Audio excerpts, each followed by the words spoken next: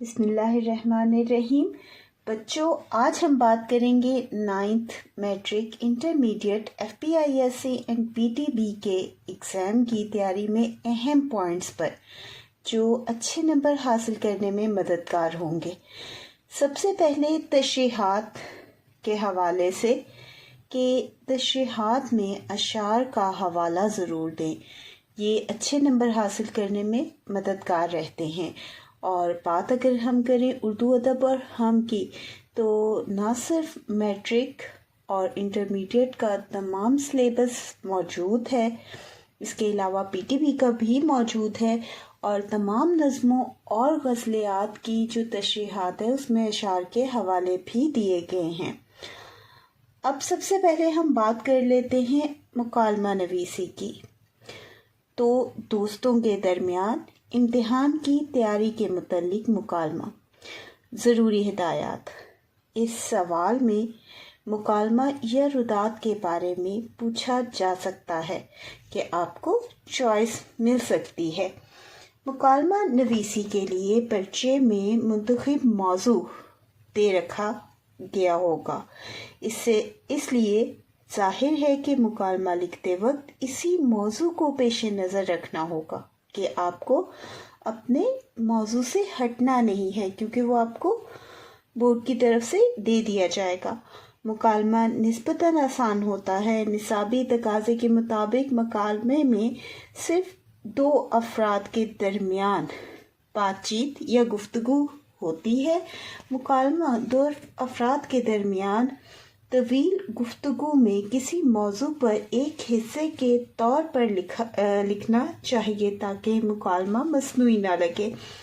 مکالمہ سوال میں دیے گئے موضوع پر بحث کے انداز میں لکھا جائے، اس لیے دونوں کردار متضاد سوچ رکھنے والے ہوں گے۔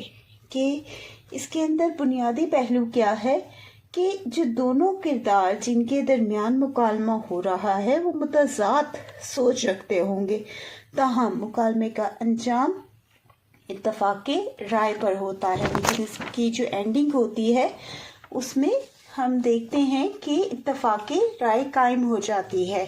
مکالمے کا آغاز اور انجام دونوں فطری ہوں، یعنی پڑھنے والے کو ایسا محسوس ہو کہ جیسے یہ حقیقی کردار ہے۔ آغاز اور اختتامیہ پر منظرنامہ چھوٹی بریکٹ میں لکھنا چاہیے۔ کردار کی پیشہ ورانہ معلومات کا صحیح استعمال کریں کہ جو کردار موجود ہیں ان کی پیشہ ورانہ معلومات، کردار کی گفتگو ان کی عمر، مرتبہ، جنس، تعلیم اور پیشے کے مطابق ہونی چاہیے کہ ان کی عمر کیا ہے، اس کے مطابق ان کی جو ہے گفتگو ہونی چاہیے، تعلیم اور پیشے کے مطابق ہونی چاہیے۔ گفتگو روزمرہ بول چال اور نجی انداز میں ہو، مگر شائستہ گفتگو ہونی چاہیے کہ گفتگو بناوٹ سے پاک ہو، کہ ایک مصنوعی پن یا بناوٹ محسوس نہ ہو۔ مکالمہ مختصر بھی ہو سکتا ہے اور طویل بھی، مگر دونوں صورتوں میں موضوع سے نہ ہٹے۔ کہ ایک بنیادی پہلو اس میں یہ ہے کہ جب ہم مکالمہ لکھیں تو اپنے موضوع کو سامنے رکھتے ہوئے لکھیں۔ سوال مکمل ہونے کے بعد اختتامیہ لائن لگائیں۔ سوال درخواست نویسی، مضمون کی تبدیلی کی درخواست، اور اس کا جو پیٹرن ہے وہ یہاں پر دے دیا گیا ہے، اس کی آپ تھوڑی پریکٹس کر لیں اور اسے اچھی طرح سمجھ لیں۔ ردات نویسی، یاد رہے ردات کسی خاص واقعے یا شخص کی یاد ہے تو اس کے متعلق چند سطروں میں تعارف کروایا جائے، کہ کوئی واقعہ بھی ہو سکتا ہے یا کسی شخص کی یاد کا حوالہ بھی ہو سکتا ہے۔ تاریخ، مقام کا ذکر ضروری ہے، مقام کی آرائش و زیبائش اور کیفیت کے متعلق ذکر ضروری ہے۔ تقریب کے مہمان خصوصی یا صدر، پرنسپل، ہیڈ ماسٹر کا تفصیلی تعارف کروایا جائے۔ تقریب کا آغاز کلام الہی اور نعت سے کرنا چاہیے۔ رداد ایسی ہونی چاہیے کہ حقیقت کا گمان ہو۔ رداد میں زبان کی پیچیدگی نہیں ہونی چاہیے۔ مہمان خصوصی اور بعض اہم شخصیات کی تقاریر کے چند اہم نکات وغیرہ بھی بیان کیے جائیں، یعنی مہمان خصوصی اور جو اہم شخصیات اس تقریب میں شامل تھی ان کی جو تقریر تھی اس کے اہم نکات بھی شامل کریں۔ رداد امتحانی کاپی کے 2-3 صفحات پر مشتمل ہونی چاہیے۔ درخواست نویسی: کوشش کیجیے کہ درخواست نئے صفحے سے شروع کریں، کم از کم 1.5 اور زیادہ سے زیادہ 2 صفحات تک لکھیں۔ لفظ جناب کے بعد صاحب نہیں لکھتے، گزارش ہے لکھیں۔ پہلی لائن میں بخدمت جناب وغیرہ اگر ایک لائن میں مکمل نہ ہو تو 2 لائنوں میں بھی ایڈجسٹ کر سکتے ہیں۔ عنوان موضوع کے بعد رابطے کا سائن لگائیں اور ساتھ ہی مارکر سے مکمل عنوان لکھیں۔ لفظ جناب عالی مارکر سے ایک طرف لکھیں، زیادہ مناسب اور جاندار رہے گا۔ نہایت ادب سے گزارش ہے سے تمہید باندھے، تمہید، نفس مضمون، اختتام، اس ترتیب سے درخواست لکھی جاتی ہے۔ لفظ برائے مہربانی، براہ کرم، براہ مہربانی لکھیں۔ لفظ تابع دار، تابع دار نہیں بلکہ تابع فرما ہے۔ لفظ جناب عالیہ نہیں لکھتے۔ درخواست کے اختتام پر لائن ضرور لگائیں، پھر اگلا سوال لکھیں۔ رسید نویسی، اور اس کا جو پیٹرن ہے وہ دے دیا گیا ہے، اس کی آپ پریکٹس کر لیں۔ تلخیص نگاری: بالکل واضح اور صاف بات۔ تلخیص شدہ عبارت 1/3 ہوگی۔ پیپر میں عبارت لکھنے کی ضرورت نہیں، صرف عبارت کے کل الفاظ گن کر صاف صاف لکھ دیں اور ساتھ ہی تلخیص شدہ الفاظ کی تعداد بھی لکھ دیں۔ مناسب یا مجوزہ عنوان 3 تک لکھیں۔ عنوان مارکر سے لکھیں۔ ندائیہ اور سوالیہ فقروں کی تلخیص کے دوران میں سادہ فقرات میں لکھیں۔ تشبیہات، استعارات اور محاورات ہرگز استعمال نہ کریں۔ تلخیص کا ایک ہی اقتباس بنائیں۔ مکالماتی انداز کو بیانیہ انداز میں بدل دینا چاہیے۔ مفہوم اپنے انداز میں بیان کریں۔ زبان سادہ، عام فہم اور آسان ہو۔ اپنی طرف سے تنقید اور تبصرہ نہ کریں۔ الفاظ کی گنتی میں تعداد میں 2-4 الفاظ کم زیادہ کی گنجائش ہو سکتی ہے۔ آخر میں تلخیص شدہ عبارت کو ضرور پڑھ لیں تاکہ کوئی اہم نکتہ رہ نہ جائے۔ سوالات: حصہ معروضی، حصہ نظم، حصہ غزل، حصہ نثر، مفہوم، تشریح، خلاصہ، درخواست، مکالمہ، رداد، تلخیص، رسید۔ اب بات ہم کریں گے تشریحات کے حوالے سے۔ حصہ نظم، مثال کے طور پہ نظم کا عنوان آزادی، شاعر کا نام احسان دانش۔ مفہوم مختصر اور جامع ہونا چاہیے۔ تشریح، ضروری ہدایات: سب سے پہلے دونوں طرف نیلے مارکر سے جو ہے مارجن لائن لگائی جائے گی، خوبصورت انداز میں لکھا جائے گا۔ ہینڈ رائٹنگ کا خاص خیال رکھیں، نیلے مارکر کا استعمال کریں۔ صرف بلو انک سے ہی جو ہے آپ اپنا پیپر اٹیمپٹ کریں گے۔ نظم کے اشعار اکٹھے لکھے جاتے ہیں اور تشریح بھی اکٹھی کی جاتی ہے۔ اشعار کا حوالہ دینا نہ بھولیے گا۔ الگ الگ سے تشریح کرنے سے نمبر کٹ سکتے ہیں۔ صحت املا پہ خصوصی توجہ دیں، یعنی ڈکٹیشن کی غلطیاں نہیں ہونی چاہیے، یہ بھی آپ کے نمبر کم کر سکتی ہیں۔ نظم کا عنوان، شاعر کا نام مکمل اور واضح ہونا چاہیے اور مارکر سے لکھیں اور رابطے کا سائن درمیان میں لازمی لگائیں۔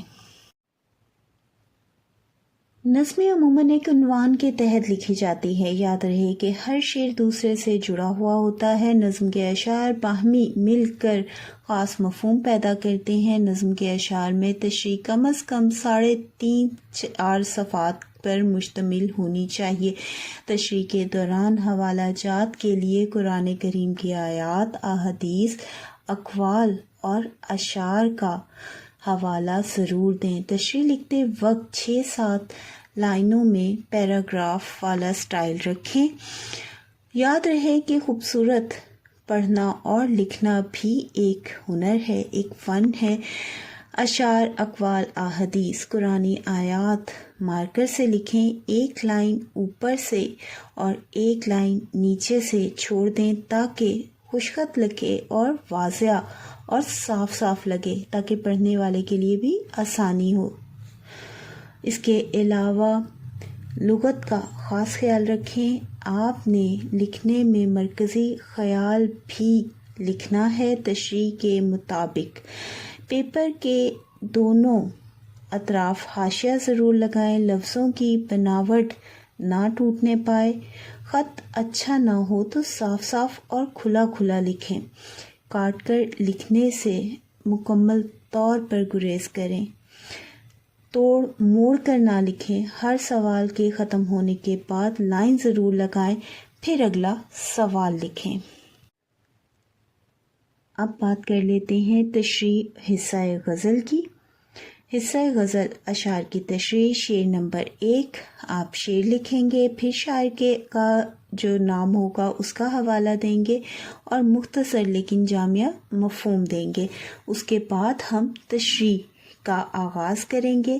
مثال کے طور پر سلسلے توڑ گیا وہ سبھی جاتے جاتے، ورنہ اتنے تو مراسم تھے کہ آتے جاتے.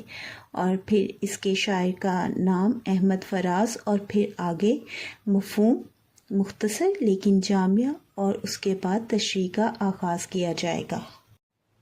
اب بات کر لیتے ہیں ہم عبارت کی تشریح کی. سب سے پہلے ہم جو پیراگراف ہے اس کا حوالہ لکھیں گے.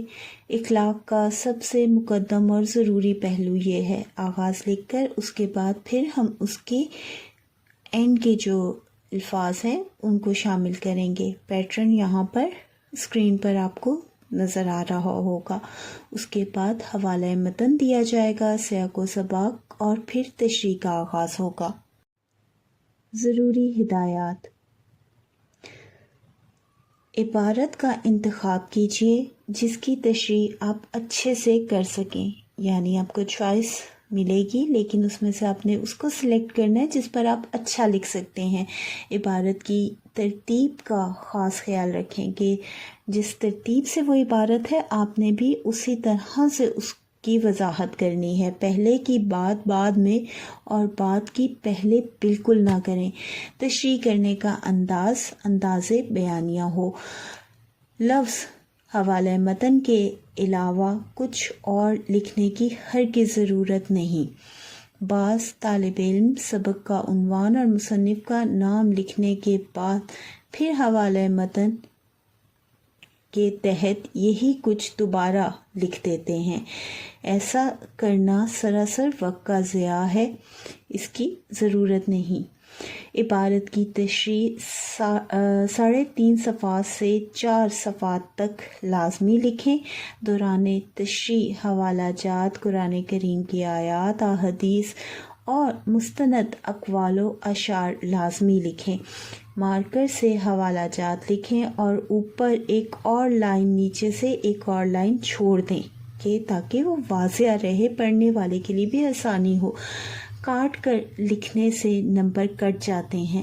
املا اور الفاظ کی بناوٹ کا خاص خیال رکھیں. تشریح کرتے وقت 6 سے 7 لائنوں کے بعد پیراگراف کو ختم کرنے کی کوشش کریں اور اس سوال کے اختتام تک اسی طرح ہر تسلسل کو برقرار رکھیں. اختتامیہ لائن لازمی لگائیں.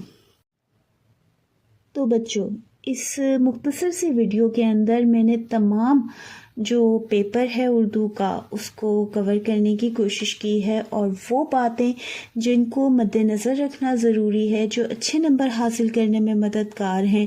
اب بچے چاہے میٹرک کے ہوں، فرسٹ ایئر کے ہوں، سیکنڈ ایئر کے ہوں، یہ تمام جو حوالے اس ویڈیو میں شامل کیے گئے ہیں سب کے لیے ضروری ہیں ان کو سمجھنا اور ان پر عمل کرنا. یہ چھوٹی چھوٹی چیزیں ہیں جو ہمیں اچھے نمبر حاصل کرنے میں مددگار ہوتی ہیں. اس چینل پر اردو ادب اور ہم میں matric, first year, second year کے تمام تشریحات نظموں کی اور غزلیات کی موجود ہیں.